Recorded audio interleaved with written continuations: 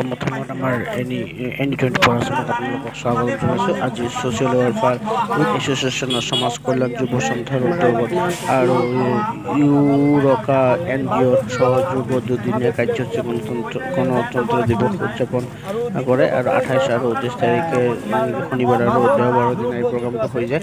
আৰু এই প্ৰগ্ৰামত আমাৰ স্থানীয় বিধায়ক 24 নং গৌৰীপুৰ বিধানসভা সমষ্টিৰ বিধায়ক মিজানুৰ ৰহমান বাবুল সাহেবে কিছু বক্তব্য দাঙি ধৰে। এই বক্তব্য দাঙি ধৰে বাল্য বিবাহ, মাদক দ্ৰব্য আৰু শিশু শ্ৰমিক প্ৰতিৰোধ কাৰণে কিছু বক্তব্য দাঙি ধৰে। আৰু আপোনালোকক বক্তব্য শুনাৰ কাৰণে মই কিছু বক্তব্য শুনাৰ কাৰণে ভিডিঅ' দাঙি ধৰিছোঁ। আপোনালোকে চাওক এই ভিডিঅ'টো এনি 24 আছামত আপোনালোকে চাই ভাল পালে তেতিয়াহ'লে আপোনালোকে শ্বেয়াৰ কৰিব। Thank you. শিক্ষাৰ লগত কম মানুহ জড়িত হোৱাৰ কাৰণে এই প্ৰগ্ৰামটো এই অঞ্চলত নিশ্চয় প্ৰয়োজনীয় আছিল। মানুহখিনি শিক্ষিত হোৱাৰ লগে লগে ইয়াত এণ্টি ড্ৰাগটোৰ প্ৰভাৱটো লাহে লাহে কমি যাব। এইকাৰণে ড্ৰাগ এটা বেদি হিচাপে লৈছিল। যিটো পৰিয়ালত কোনোবা ল'ৰা ছোৱালী ড্ৰাগ এডিক্টেড হয়, এই পৰিয়ালটো কমপ্লিটলি পংগু হৈ যায়, নিজেও পংগু হয়। এইটো ভাল সজাগতা সভা আহ্বান কৰাৰ কাৰণে এটা এৱাৰনেছ প্ৰগ্ৰাম কৰিছে। কমিটিক মই ধন্যবাদ দিম। আৰু আমাৰ কণ কণ ল'ৰা ছোৱালীক লৈ বিভিন্ন ঠাইত কাম কৰাৰ কাৰণে এইটো এটা ভাল প্ৰগ্ৰাম। বাল্য বিবাহটো এইটোতো আমাৰ এটা সামাজিক নীতি।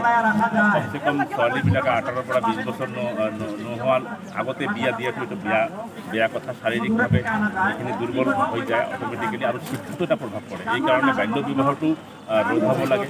এটলিষ্ট কমচে কম ছোৱালীৰ ক্ষেত্ৰত 18 বছৰৰ ওপৰত হ'ব লাগে, ল'ৰা হ'লে কমচে কম 22 বছৰ তেনেকুৱা হ'ব লাগে। তেতিয়াহে আমাৰ এই কি কয় যিটো বাল্য বিবাহৰ প্ৰৱণতা এইটো বন্ধ হৈ যাব। সৰু ল'ৰা ছোৱালীক বিয়া দিলে এই ছোৱালীজনী ইনমেচিউৰ থাকে, শিক্ষাত প্ৰভাৱ পৰে, আৰু গাৰ্জিয়ানবিলাকে এই আমাৰ জনসংখ্যা বিস্ফোৰণৰ ক্ষেত্ৰতো এটা ভাল মানে ৰোধ। এইকাৰণে এইটো এৱাৰনেছ হ'ব লাগে যাতে বাল্য বিবাহ নহয়। এইটো বাল্য বিবাহটো ৰোধ হ'ব লাগে। এণ্টি ড্ৰাগ এৱাৰনেছ হ'লে আমাৰ এই সমাজত যিখিনি ল'ৰা ছোৱালী ড্ৰাগছৰ লগত আসক্ত হৈ মৃত্যুৰ খন বনি আছে, এইখিনিও ভাল হ'ব। আৰু শিশু শ্ৰমিক বিভিন্ন জেগাত মা দেউতাকৰ লগত কামত যায়, এইখিনিও এৱাৰনেছৰ জৰিয়তে মানুহখিনি যাতে বাহিৰত ল'ৰা ছোৱালীক স্কুল বাদ দি পঢ়া শুনা ক্ষতি কৰাকৈ বাহিৰত কামত লৈ যোৱাটো বন্ধ।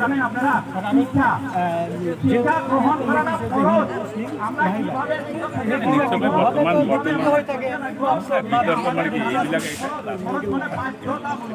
একচুৱেলি হিন্দু মুছলিম কৰিব নালাগে। সমাজত চবে মিলাপ্ৰীতি কৰি মানুহ হিচাপে আৰু মানুহ হিচাপে জীয়াই থাকিব লাগে। আৰু মানুহ প্ৰথম স্থানত মানৱ সেৱা হিচাপে দেখিব লাগে। ইয়াত হিন্দু মুছলিম কৰি লাভ নাই। আমি ইয়াত আমাৰ এইটো যিটো এনাজৰি আছে ভাতৃত্ববোধৰ, এইটো সকলোৱে ধৰি ৰাখিব লাগিব।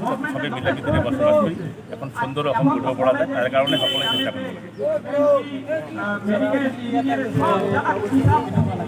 নিশ্চয়কৈ এইখন মোৰ সম্বন্ধে আমি কেইবাবাৰো আহিছোঁ, কিন্তু ইহঁতে এটা নতুনকৈ উদ্যোগ লৈ এটা প্ৰগ্ৰাম এৱাৰনেছ প্ৰগ্ৰাম পাতিছে। তাৰ কাৰণে মই কমিটিক ধন্যবাদ।